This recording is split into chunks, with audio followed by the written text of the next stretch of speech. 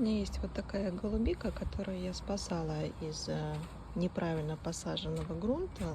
Сама загубила, сама поняла ошибку и исправила. И посадила ее вот в такого объема ведерко и насыпала правильный кислый торф и засыпала шишками. И вот таких замечательных маленьких пророщенных елочек я сегодня обнаружила здесь. Будем их пересаживать.